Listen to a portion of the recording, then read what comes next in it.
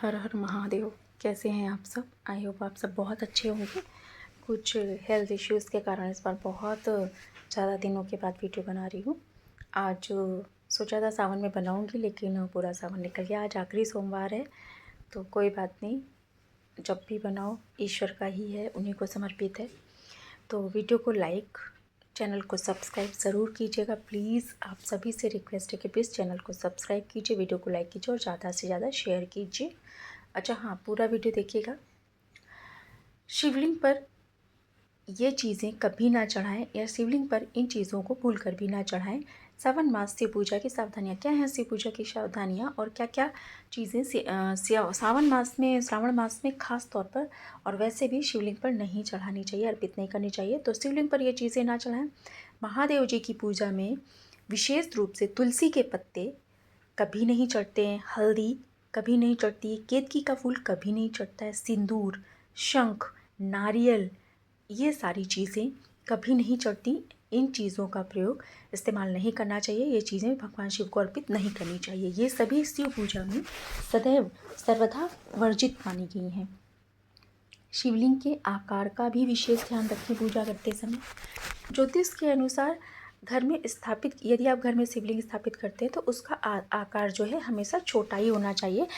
घर में जो स्थापित करते हैं उसका आकार जो आपका हाथ का अंगूठा है उससे नाप कर देख लें, उसके बराबर ही स्थापित करना सबसे उत्तम है।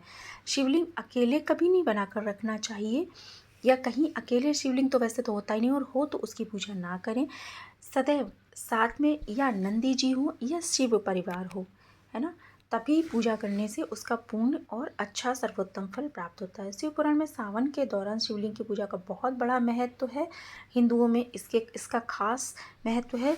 अधिकतर लोग शिवलिंग की पूजा करने जाते हैं। जो नहीं जा पाता है वो घर में बनाकर पूजा करता है। कुछ लोग, कई एक मन्नत होती है कि मैं इतने शिवलिंग बनाकर पूजा करूँगा, तो उस प्रकार से भी 1000, 1011 या 1121 जो भी होता है वो शिवलिंग बनाकर पूजा करते हैं और उसी दिन प्रवाहित कर देते हैं। हर सोमवार को या रोज़, जैसा भी उनकी अपनी मन्नत होती है वैसी पूजा करते हैं। रोज़ भी बना सकते हैं श्रावण मास में, और रोज़ प्रवाहित कर सकते हैं, और महीने में एक दिन बना सकते हैं, या सोमवार सोमवार ऐसा कर सकते हैं। और ये सबसे आदर्श मास होता है, श्रावण चतुर्मास के दौरान पड़ता है।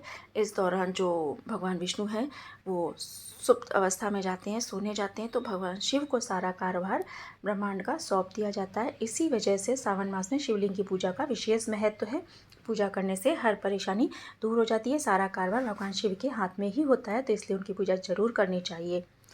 भगवान शिवलिंग को कभी भी खड़े होकर जल ना चढ़ाएं। खड़े होकर जल चढ़ाना बहुत खराब माना जाता है, उसका फल प्राप्त नहीं होता है, ऐसा माना जाता है।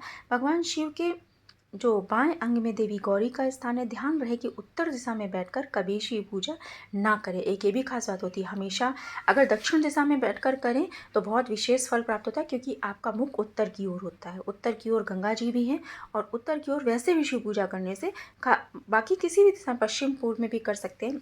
पश्चिम में उत्तम नहीं होता है, दक्षिण में उत्तम नहीं होता है, लेकिन पश्चिम में उतना बुरा नहीं होता है जितना वर्जित होता है दक्षिण में। उत्तर और पूर्व में सबसे शुभ होता है, मुँह करके, फेस करके। वैसे भी घर में जो भगवान रखे होते हैं पूर्व दिशा में रखे होते हैं, और हम लोग पूर्व की ओर मुँह करके पूजा करते हैं, तो वैसे ही करना चाहिए, और तभी मनवांछित फल मिलता है। शिवलिंग के अच्छा, खास तौर पर जिस स्थान से जल निकलता है उसे जलहरी कहते हैं, और जलहरी को कभी लांघना नहीं चाहिए। अगर आप परिक्रमा करना चाहते हैं, जैसे बाकी जगह करते हैं, शिवलिंग की भी करना चाहते हैं, तो आप अर्ध परिक्रमा कीजिए, पूर्ण परिक्रमा नहीं करनी चाहिए। हाँ, उस जगह पूर्ण परिक्रमा कर सकते हैं जहाँ उसकी जलधारा सीधे, उसका जल जमीन के अंदर जा रहा है, या फिर जलहरी बीच में परिक्रमा करते समय नहीं पड़ रही है, तब आप उसे कर सकते हैं। या तो सीधे जमीन में चली जाए या जलधारा ढकी हुई हो, ऐसी स्थिति में आप शिवलिंग की परिक्रमा कर सकते हैं। यानी चढ़ाया हुआ जो जल निकलता है उसको आप लांघे नहीं। अगर आप जलहरी लांघ जाते हैं तो ऐसे व्यक्ति को मानसिक अस्वस्थता हो जाती है, मानसिक रोग हो सकता है। इसलिए भूल कर भी कभी भी अगर आप शिवलिंग की परिक्रमा करें तो जलहरी को लांघने की भूल ना करें। दोस्तों प्लीज़ चैनल को सब्सक्राइब, वीडियो को लाइक कर लीजिए अगर नहीं किया, क्योंकि आपका सहयोग हमारे लिए बहुत महत्वपूर्ण है। आप भी हमारे, ये सिर्फ सब्सक्राइबर नहीं, यूट्यूब चैनल की फैमिली का हिस्सा बन जाते हैं आप सभी लोग। तो प्लीज़ सब्सक्राइब कीजिए, वीडियो को लाइक कीजिए, प्लीज़ शेयर कीजिए, पूरा देखा कीजिए, कमेंट्स में हर हर महादेव लिखिए।